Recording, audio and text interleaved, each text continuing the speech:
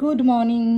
এটা হচ্ছে সকাল সকাল আমাদের কাড়া অ্যান্ড আপনারা সবাই জানেনই আমরা এইরকম ছোলা বাদামি খাই সকালবেলা। আর আর এইখানে ডিম সেদ্ধ করছি কারণ ও অফিস যাবে। এইদিকে ভাত হচ্ছে, ভাত অনেকটাই উতলে গেছে। এই যে এখানে আমার কাড়া রয়েছে কারণ ও 9:30টায় বেরোবে, 9:15-20 আমি তাড়াহুড়ো করে এখন রান্না করছি আমার সকালবেলা। সো আজকে মিছিল সব, মানে মিটিং নয়, আমাদের মিছিল রয়েছে, সেখানেও যাব। তো সব তাড়াহুড়ো করে এখন করছি। আপনারা কে কে যাচ্ছেন আজকে প্রতিবাদ মিছিলে জানাবেন। এইরকম তাজা বিন না, সরি, এইরকম তাজা বরবটি কার ভালো লাগে।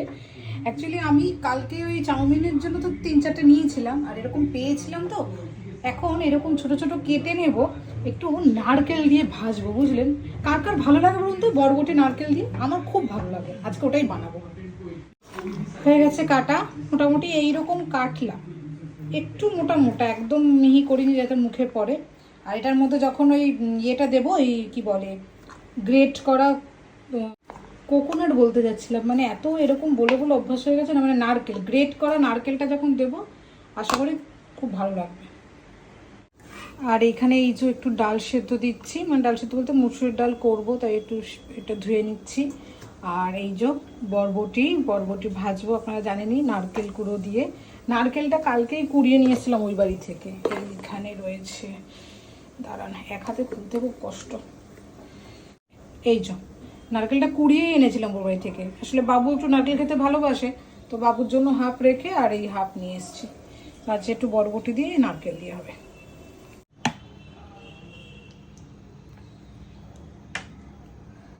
আজকে সকাল থেকে মনটা বড্ড অস্থির।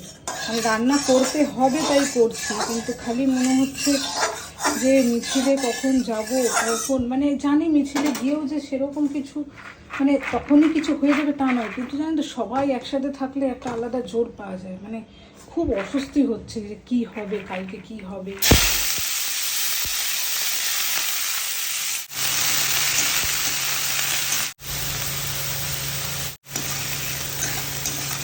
অনেকে সবুজ কোনো রান্নায় হলুদ দেয় না, আমার আবার মনে হয় হলুদটা দিলে সবুজ কালারটা আরও বেশি ফুটে ওঠে, সেই কারণে আমি একটু হলুদ দিই।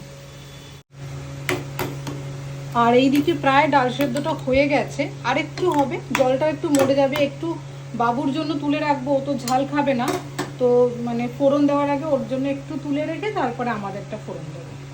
একটা ব্যাপার, কার কার ডাল সেদ্ধ এইরকম ভালো লাগে, মানে আমি প্রেসার কুকারে ডাল সেদ্ধ করি না, আমার বড্ড ফ্যান ফ্যান লাগে বলে। আমার আবার মনে হয় এইভাবে ডাল সেদ্ধ করলে ডালটার টেস্ট বেশি ভালো হয়। জানি না ভুল কি ঠিক, তবে আমি এভাবেই করি। এখানে নারকেলটা দিয়েছি, কিন্তু এই নারকেলটা ওই হাতের কুড়ুনি দিয়ে করা, তো ওই জন্য একটু লম্বা লম্বা হয়েছে। এটা যদি নর্মাল যে কুড়ুনিগুলো হয় সেগুলো দিয়ে করলে আরও গুঁড়ো গুঁড়ো হতো। এই গুঁড়ো গুঁড়ো হলে আরও মিশে গেলে আরও ভালো লাগে।